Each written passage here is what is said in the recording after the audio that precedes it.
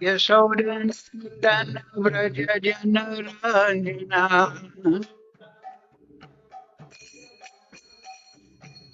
Yashodanandana Vraja Janaranjana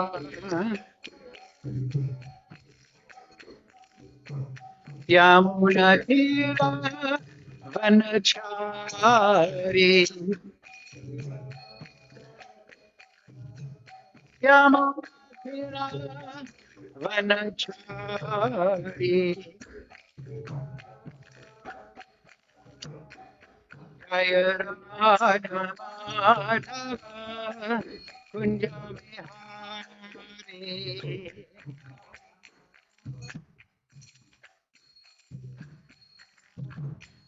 Jaya Radha Madhava Kunja Vihari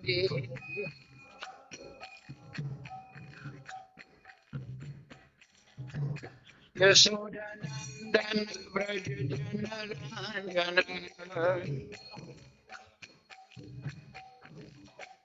Yashodanandan Vraja Janaranjana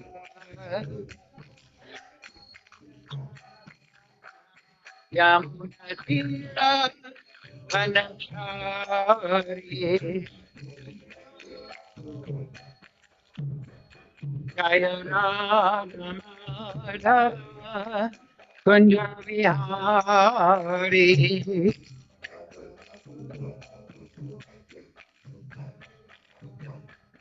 Hare Krishna Krishna Krishna Hare Hare Hare Rama Hare Rama Rama Rama Hare Hare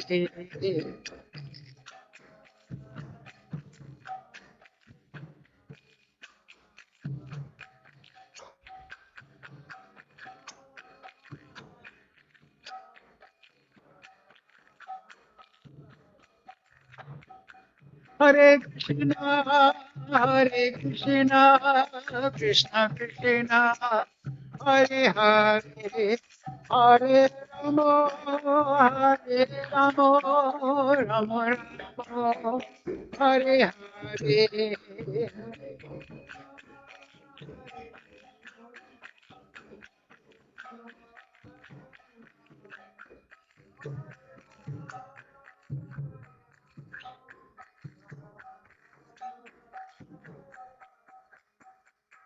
Krishna, Hare Krishna, Krishna Krishna, Hare Hare, Hare Rama, Hare Rama, Rama Rama, Hare Hare.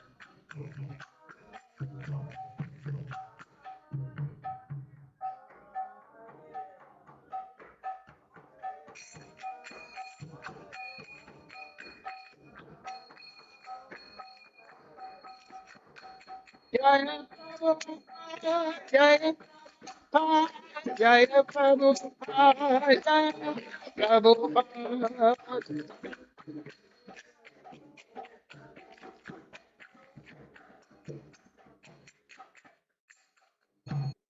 Jam Vishnupad Paramahamsa Vivakadasa Sisimat His Divine Grace Srila Asa Bhaktivedanta Goswami Maharaj Srila Prabhupada Ki Jai Sri Guru Parampara Ki Jai Sri Sri Vrindavan Dhama Ki Jai Sri Sri Krishna Balaram Ki Jai Sri Sri Sunda Ki Jai Sri Sri Gaurnitai Ki Jai All glories to assembled devotees.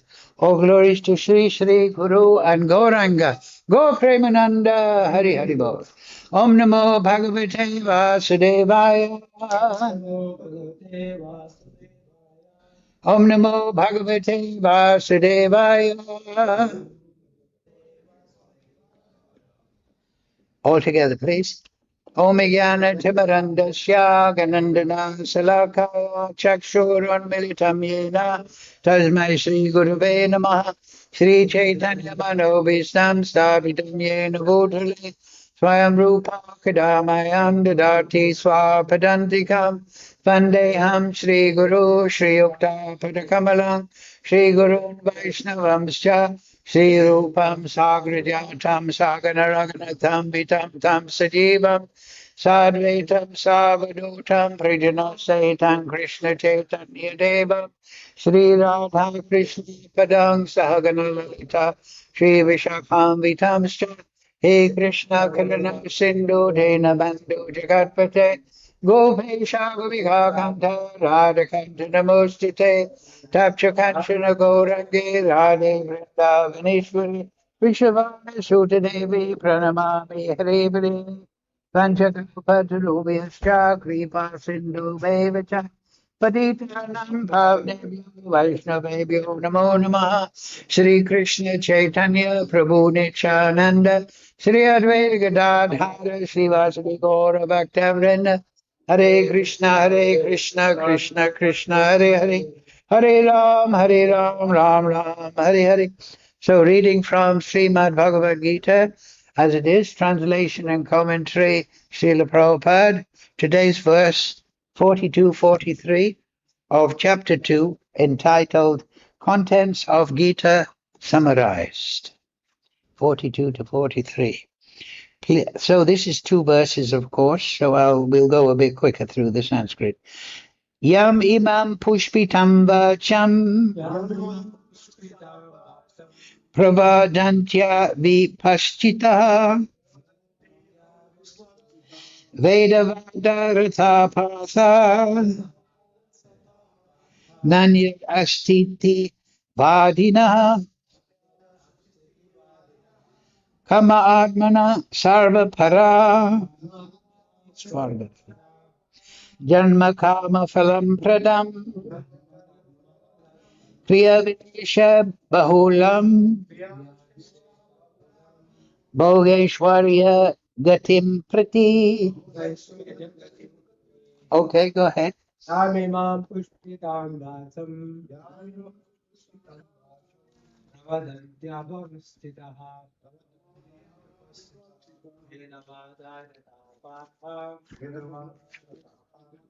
Nanyat astiti vadinaha Amatmana Sampapara Janma karma pradam Yavishesha bahulam Yogaisvarya gatim prati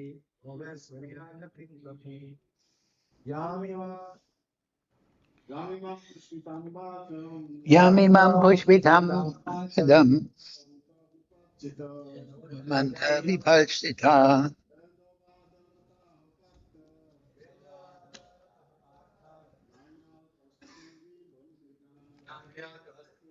andina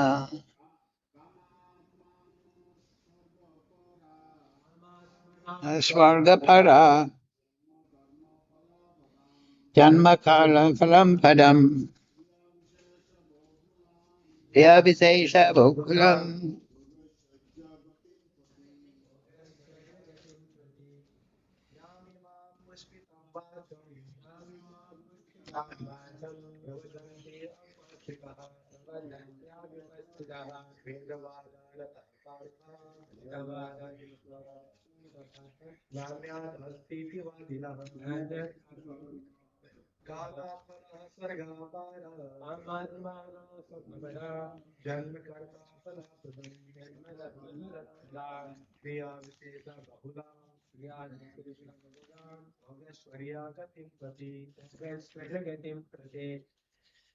Okay, Mataji, is any brave soul? No. Bacham.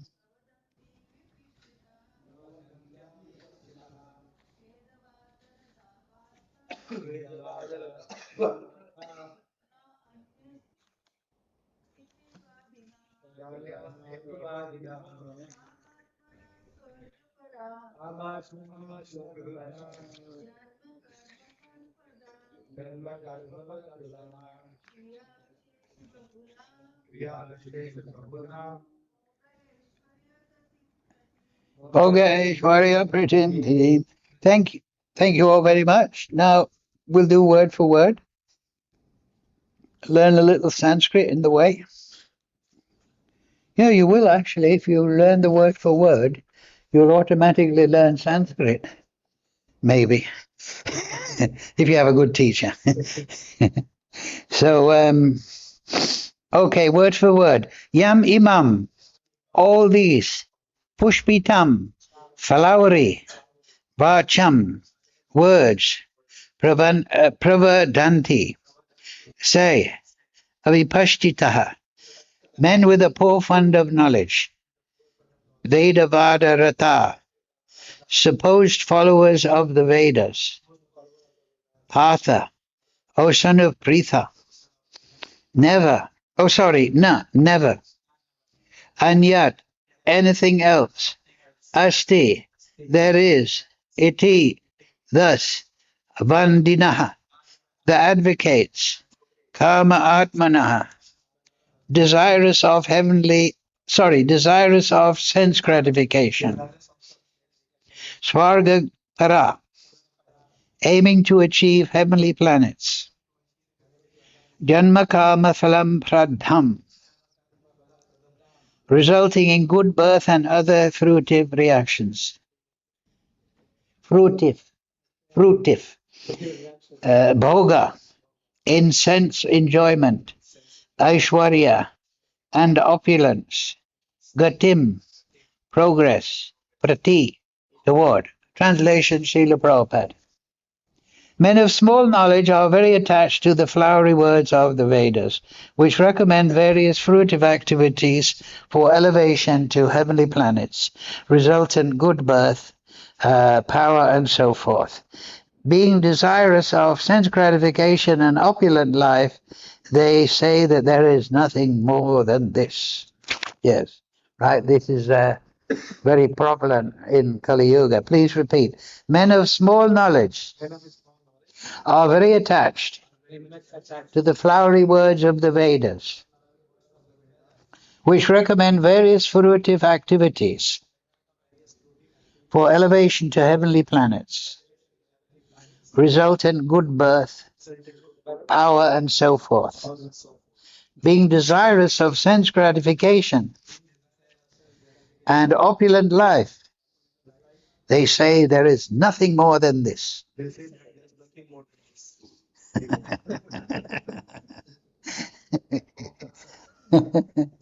Purport. People in general are not very intelligent. That's a good start, isn't it? Prabhupada always makes a clear starting point. People in general are not very intelligent. Anybody disagree?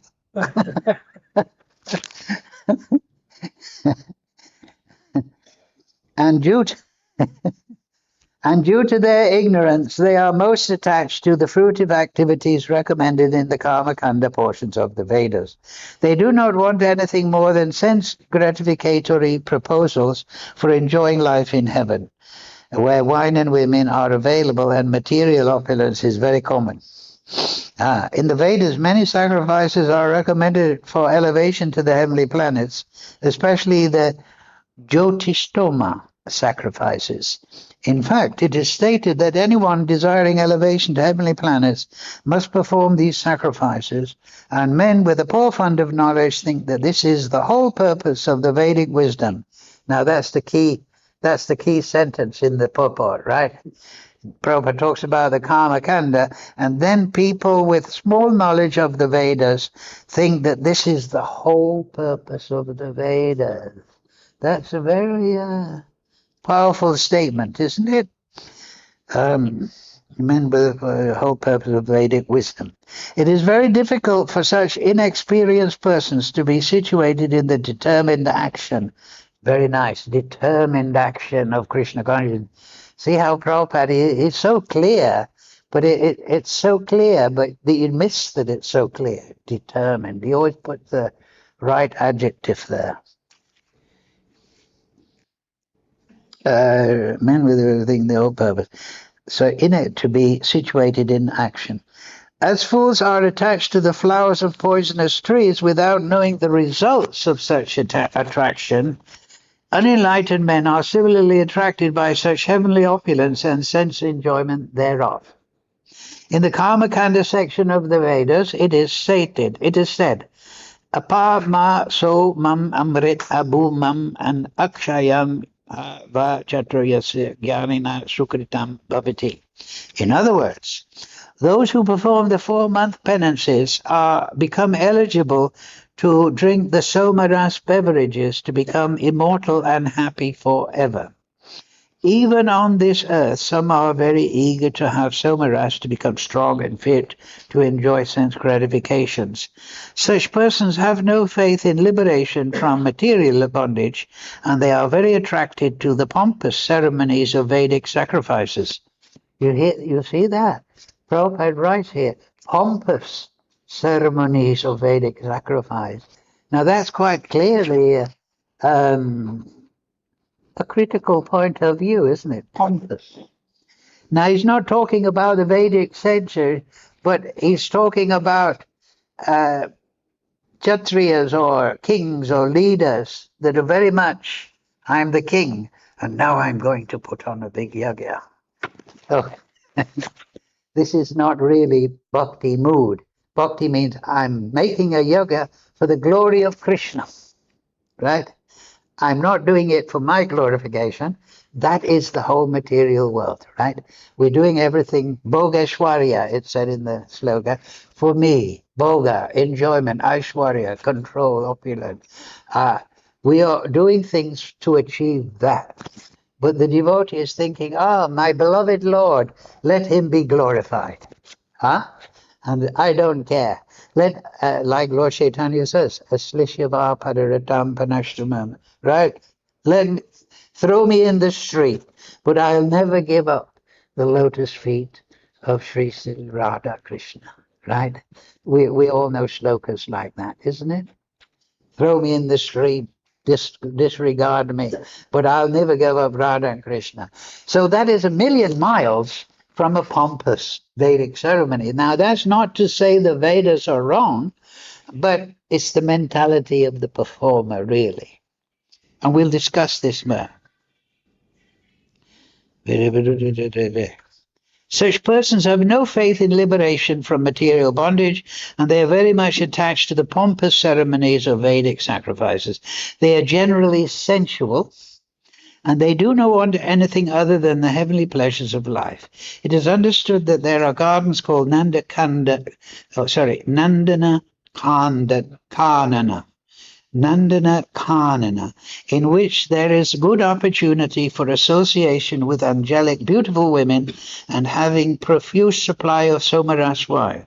It's talking about the Gandharvas and the Apsaras. We won't talk about them too much.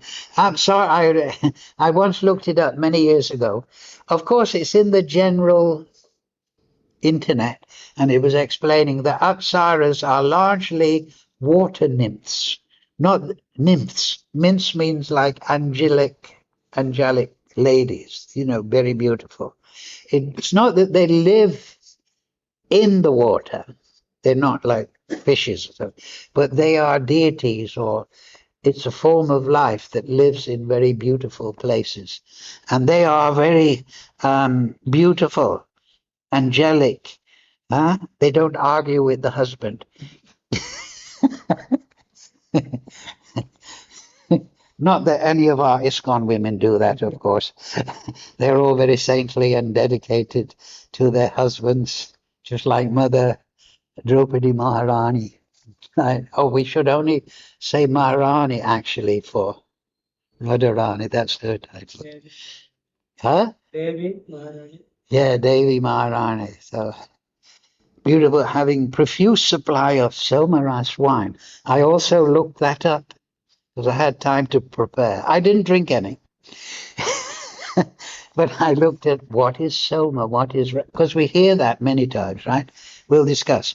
Such bodily happiness is certainly sensual. Therefore, there are those who are purely attached to such material temporary happiness as lords of the material world. Bhogeshwarya Prashak.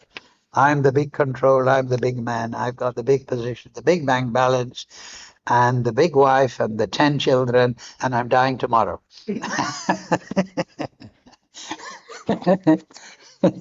Don't tell me it's temporary. No, just think about that. Like, I may have 500 rupees in the bank. Tomorrow, if I die, I think, oh, 500 rupees. Give it to Panchagoda. But if I have, like some of these people nowadays, they're trillionaires. Can you imagine that?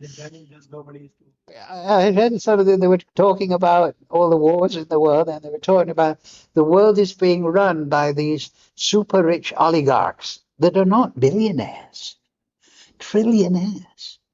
A billionaire is somebody that has $1,000 million. Now, a trillionaire is somebody who has 1,000 times of 1,000 million, 1,000 billion. And some of them have 5 trillion or so. Where does this money come from? There's only, what, 4 or 5,000 billion on the planet. Where does all this money come from? Where's a trillion, right? If there is, say there is 100 million, somebody has a billion, that means there's $1 million for everyone on the planet, or something incredible amount of cash. But instead, it's all hidden in accounts and trusts and everything. Really, Kali Yuga, all the wealth is converted into paper, and then it's controlled. You see, if the wealth is gold and land and intelligence and opulence and grains, that's something the people can take. But if you put trillions of dollars, all the wealth of a nation or a world, into paper, then you can control it by making laws. Such bodily happiness is certainly sensual. Therefore, those purely attached to such material, temporary hampering as lords of the material world. Yeah, everything is temporary. So, Makam karoti vachalam pangam lage, Satkripatamam bande Shri Guru Nidharinam. Yamimam pushpitam vacham pradandanti avipashchitam. Vedavatarata pathanan astita vadina. Karma mana sarvapara jnanma karma phalam pradam kriya veshe bahulam bhogeshware gatam gati. You see that?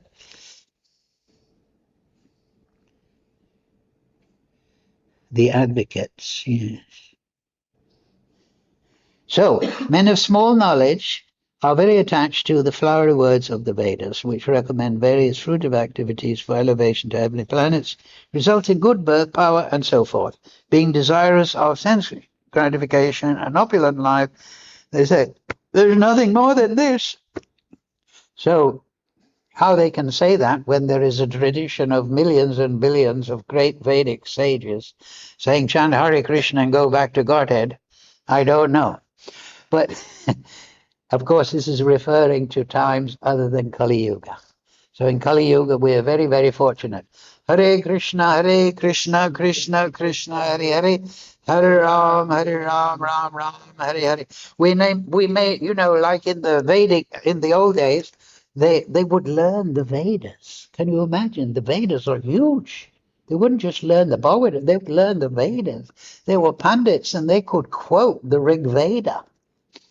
I remember once, one summer, I went to Gokarn in South India. It's just below Goa, just below Gokarn. Yeah, it's just below Goa, Karnataka. So I went there. Very nice place, beautiful beach, not too hot, summer type weather, good weather in the winter. And all the people there, very saintly, many sadhus and saintly people in all respect. And there was one section around the back of the Shiva temple, because the story is that Ravana was taking the deity from the north, from Himalayas. Where did he take it from? I think he was taken from this Kailas or somewhere. Yes, He was taking all the way back to Sri Lanka. That's right. So, but in between he met with Ganesha, and then the story comes that he has to pass urine, and so he hand over this Shivlinga to the Ganesha, and he then just wait, I'm coming. I have to pass urine. But when we come back, so the Shivlinga was established there. I think. That's right. Yes, it was taking the deity of Shiva to south for his Sri Lanka happiness, and he stopped and he left the lingam in the charge of Ganesh, and then the lingam decided. Lord Shiva's completely independent. So I like it here, Gokhan. I think it's nice. It's near the beach. I'll stay here, and we'll have a troop of Brahmins, and we'll chant the Vedas every day. But that wasn't exactly Ravana's plan. So he hit Ganesh on the top of the head. Because I stayed with the head pujari of the Ganesh Mandir. There's the Shiva Mandir, the Ganesh Mandir, and round the back they're chanting every day. They chant the Vedas.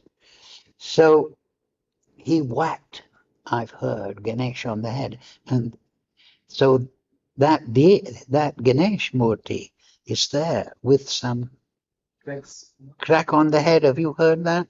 I heard that's the story. I didn't actually see that. So anyway, that's the story. So Ravana was there. So Ravana is he's not a devotee, he's just a controller and enjoyer, or at least trying to be. But as Prabhupada, his main point is, Arjuna, this is temporary. Now, why is that? We've been discussing this a lot because it's a primary point. It's the beginning of the Gita. If we truly contemplate and realize 5% or 10% that everything is temporary, the result is we become detached, right? Just like many people have near-death experiences. They leave the body and they see the body there.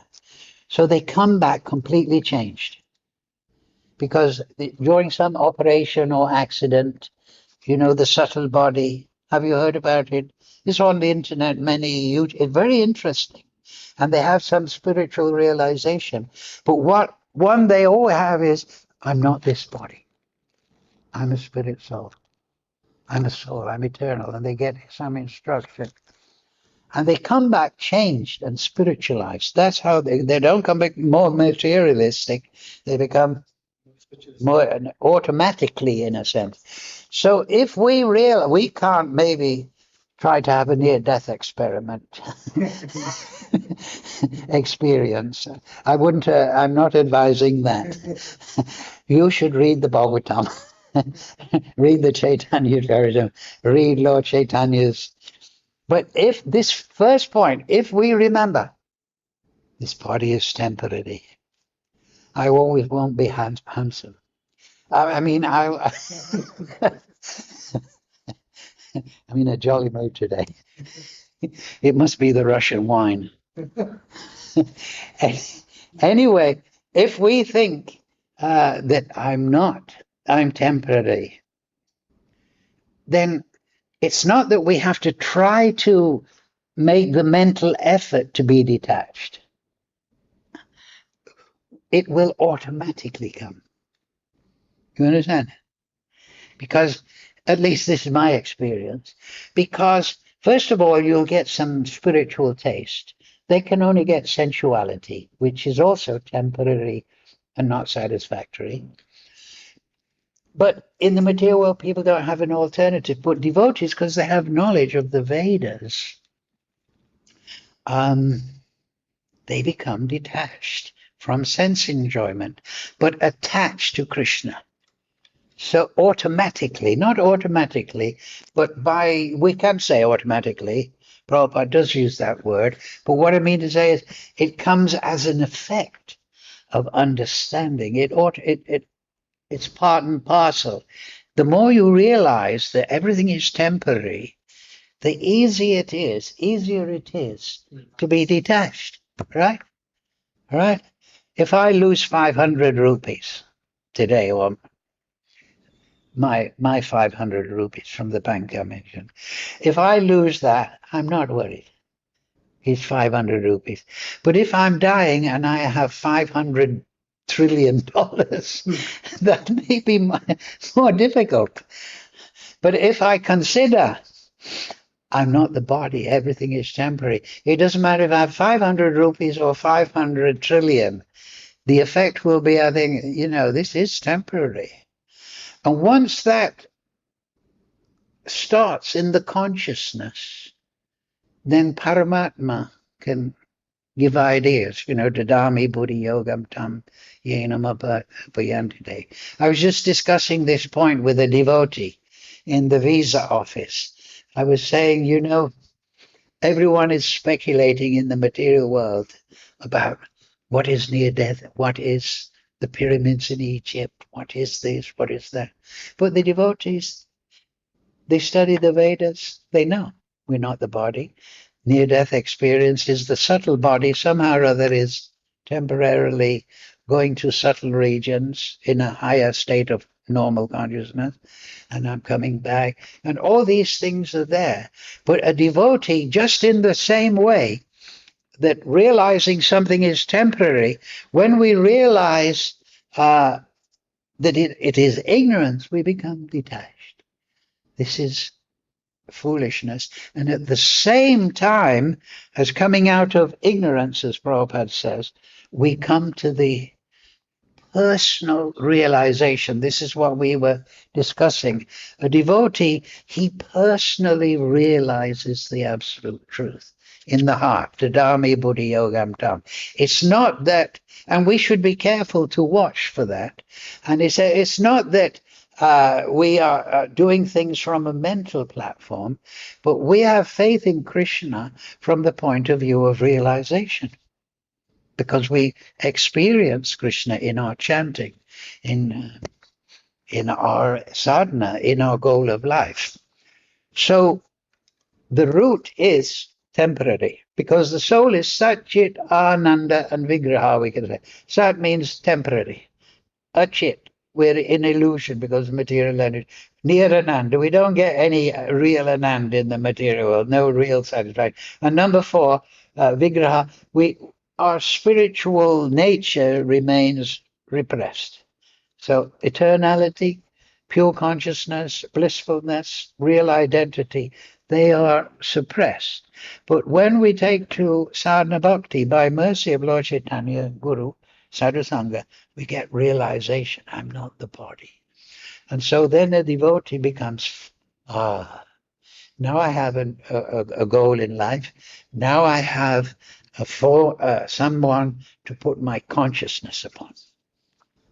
Whether otherwise, we're thinking, should I do this? Should I worship pop stars, movie stars? Should I accumulate this? A devotee gets that aspiration from his awakening soul. This is the point, right? The awakening soul. You feel it yourself. So that's why I was talking to this devotee in the visa office. I say, devotees, they know. And I gave the example, you can try it yourself with your friend. If I scratch myself, I think I scratched myself. I did it. But if somebody else scratches me, I know I didn't do that, somebody else did it. So this is how we can tell the difference between our thoughts, our cogitation. In English, cogitation means thoughts. And thoughts that are coming by grace of Krishna through Paramatma, through Bhagavan. We know the difference, just like in that way. I didn't scratch myself. This idea, this realization came from Krishna. And it has potency, I believe it. So this is generally the point is. The point is devoted. And then I was also listening to a lecture this afternoon. Prabhupada's talking about, who is that devotee? Yes, Vishramita. He wanted to become Brahminically commanded, but he was seduced Or Indra thought he's a rival for my throne. I don't like this. Sent Menaka. Menaka, Heavenly comes. Vishnu, and they have the baby. That is Sukuntala. Sakuntala. She's supposed to be one of the most beautiful ladies. And there's a famous Prabhupada quotes a famous posters of Vishramita Muni. He's going like this. And Sukuntala's got the baby. She's going like this. Look, here's, sorry, Manika is offering Sukuntala. And Vishramita, no, I must do my bhajan. So that's very interesting. Now, I'm not saying that married people in ISKCON should leave their wives. No, because this was high level. You should perform according to your level. But he had this fixation. I'm going to become Brahminically qualified. I'm going to realize Brahman. I'm going to realize that everything is in Krishna and Krishna is within everything. So that is the Uttamadhikari. So he was going for that. So everything can be sacrificed for that. But one interesting thing here, this is, I looked it up. Also, I looked it up. I had time to study because Dharmatma sent me the verse numbers early. And it was very interesting. Men of small knowledge are very attached to the flowery words of the Vedas. So this is the first place in the Gita where the Vedas are directly mentioned. We've heard of Vedantakrit Vedavid Evachaham, right? Vedantakrit, I wrote the Vedas, I'm the knower of the Vedas, I am to be known by the Vedas. So here, the Vedas, and even in the purport, flowery words of the Vedas. Now this Krishna talking about what he wrote himself. Very interesting, right? Krishna, Vedantakrit, I wrote the Vedas in my form as empowered devotee, but now, actually, I think they're a bit flowery. So why is that? That's in the purport, because there's talk there of karma kanda, jnana kanda. Now, this is very important. And then there's generally three sections: karma kanda, jnana kanda, bhakti kanda. Kanda means section, corner, or portion. So the Vedas has three basic portions. Karma kanda means work. So this is for the human beings that are very much in the bodily platform without really, they're Kanishtadikari, but so they should work hard for Krishna according to karma kanda and order of Guru. But the Guru should bring them through Gyan, Buddhi Yoga, to the understanding of bhakti. So karma kanda, though it is there and it is recommended in many Vedic literatures, ultimately it is another. It's given up.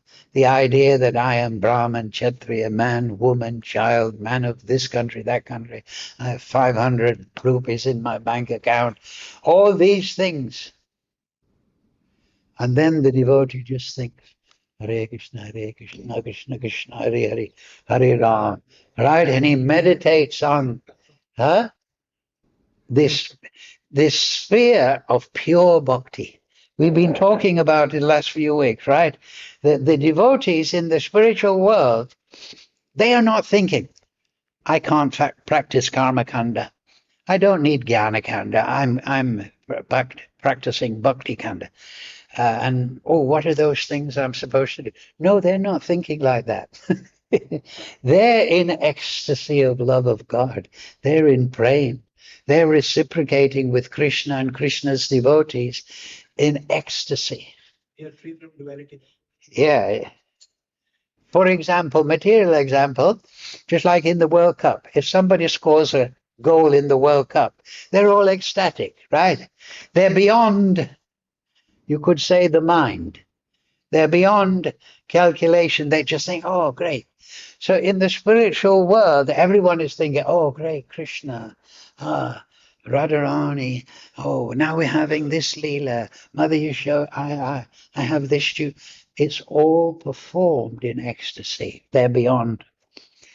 So this is important point, that the Vedas are not being rejected here.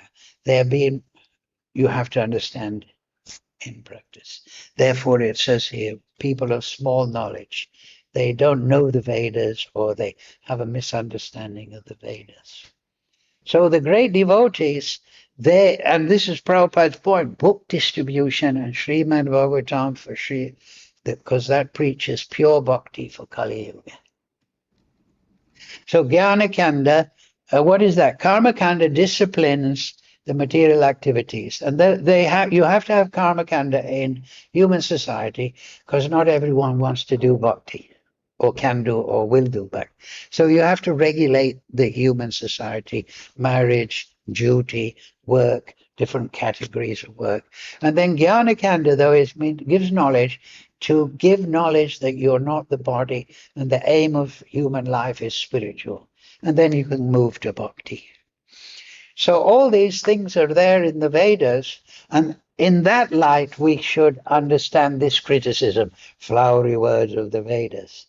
Because also, I remember also last week, well, recently, I was reading the essays of Srila Bhaktisiddhanta, and he doesn't, you know, Prabhupada said he learned the chopping technique from his guru, Bhaktisiddhanta. So Srila Bhaktisiddhanta, he doesn't mince words in some of his essays. He says, those fools and rascals that perform Vedic sacrifices hoping for a heavenly planet, he condemns them, you know, or those people who are attached to their wives and performing pious activities are to be condemned or something, right? And then there's the story of Nityananda. It's in the Chaitanya Bhagavat. Nityananda Prabhu, great devotee of Lord Chaitanya, one time came across two Buddhist monks, very interesting, and they were meditating. Now, of course, we know the Buddhists, what do they meditate on? On the void, the nothingness. I want to become nothing. Oh, you're very ambitious. Sunyavadi, Sunya, nothing, seer of nothing. So Nityananda, this is very interesting now. And this explains Srila Bhaktisiddhanta's strong words. He became infuriated and started to try to kick these Buddhist monks on the head. It's there in the Chaitanya Bhagavat. And these Mayavadis, they ran away. And Lord Nityananda said to them, as he was chastising, how dare you refuse the worship of my master? He was furious because they're not worshipping Lord Chaitanya, but they are worshipping the absolute truth in a false way. Do you see the point? They know he's. Why are you proposing that we should meditate on the void, on the nothingness, that Lord Chaitanya has come to give us nothing? No. So he wasn't. This is very interesting. He wasn't sadhu, plain, balanced consciousness. No, he had emotion. He had feelings. Why are they treating and not respecting my master? So this is again the emotion, the sentiment of of course, Lord Nityananda, of a prem bhakta. They are living on this plane of emotional ecstasy, spiritual ecstasy. So when we read about them or hear about them, study about, we should remember that there are different levels of consciousness, and these great devotees, they have this attachment, and it is beyond intellect. But dadami buddhi yogam tam, but Krishna says, I give those that come to me and want to see me and be my devotee and give up this temporary material illusion, I give them the intelligence. So this is what we were talking about 10, 15 minutes ago. Krishna gives you everything according to your desire. but he's especially anxious to take care of his devotees. And devotee doesn't just mean Arjuna, Yudhisthira, Nakula, Sahadev. Devotee means the person who's just come in the temple and done like this because he's seen the other devotees giving respect to the deity, so he comes like. Actually, if I may, this reminds me, but I'll finish as a personal story. Don't mind. But that's what I used to do. To tell you the truth, I studied English. After English, I was 21. I thought, let me see the world. So I traveled and I came to India. I lived in India about 1 year. And I went down south and I met different yogis and Brahmins, and they taught me to go to the temples. But they all spoke South Indian and not much English. So I didn't know anything, but they were showing me and taking me to the temple. I was an assistant at one point to the pujari who used to open all the rock-cut temples in Mahabalipuram. There's 33 apparently. And I used to go around and open the door, and he'd do the puja and he'd offer my incense and, you know, and then I met yogis down south. Anyway, I came back to England. So I got all Prabhupada's books and all books from universities, and I was studying them. I was thinking, wow, this is amazing. So this knowledge, and then I met Prabhupada. So we need knowledge as a transference vehicle to go from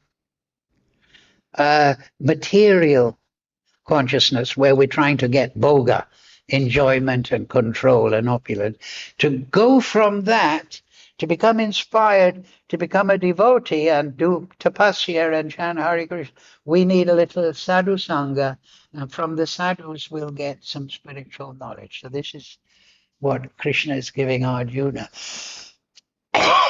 So a devotee should remember all those things. So I remember I was going around South India, all the temples I went, Hampi, Srinagar, Pancha. What's that place of Ramanuja? Rishi. Yeah, Rishi, Meenakshi. Meenakshi is a wonderful place. I had a wonderful darshan. Yeah, Sri Ranga, and Meenakshi, and then Madurai Meenakshi. yeah, Madurai, yeah, Meenakshi, and there's a wonderful Vishnu Krishna temple there. You do the parikram of Meenakshi, and I was doing it, and one man came up to me, just an ordinary man, and he said, "Come with me."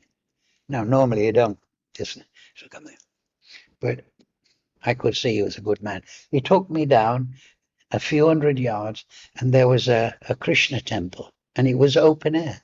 And there was a 7-foot, 8-foot deity of Gopal all by himself, with a kirtan mandap and an open area. And it was fantastic. So I was going all around South India trying to understand what's going on. Because I hadn't read the Vedas. But then I came back, I got Prabhupada's books and other Vedic literatures, and I understood. Then I met Prabhupada.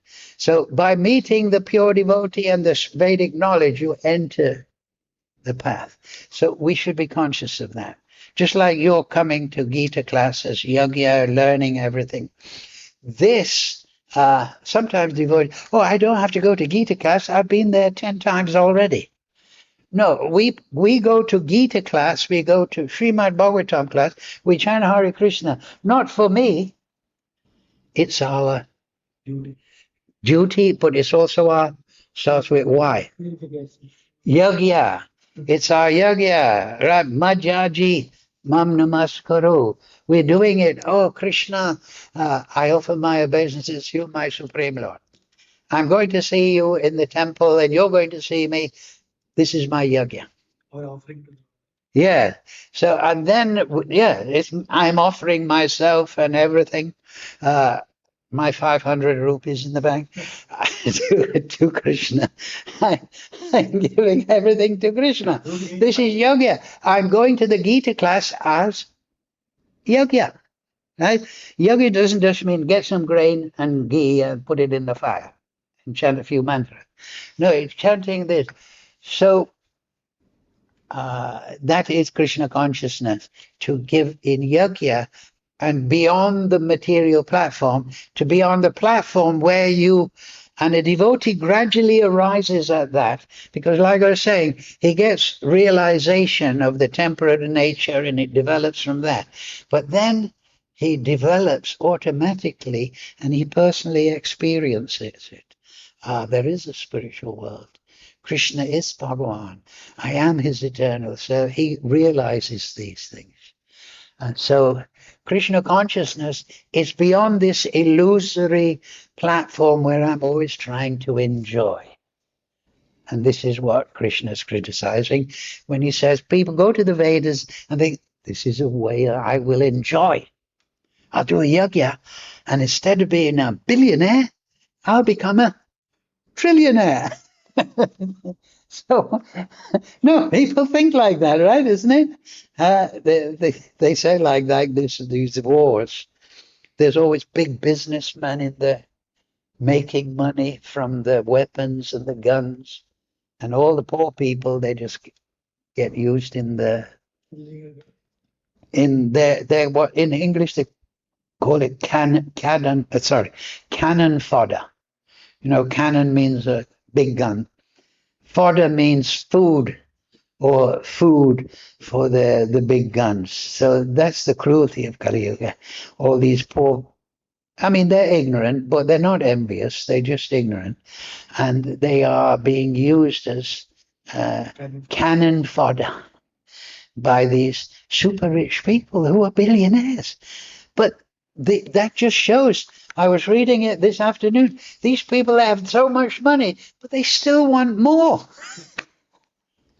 If I had 600 rupees, I'd be happy.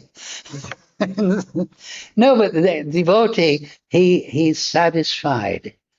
Or he doesn't think I'm satisfied. He's Atmaram because he's realizing Krishna. Atmaram. Oh, Krishna is in my heart. He's my companion. He's my well-wisher. These are my devotees, my family. So this is what Krishna is talking about. Don't look, Arjuna, and this is what Srila Bhaktisiddhanta is meaning in these fierce words. You know, don't spend your time in this Bhogeshwarya. Just go for the Vedas.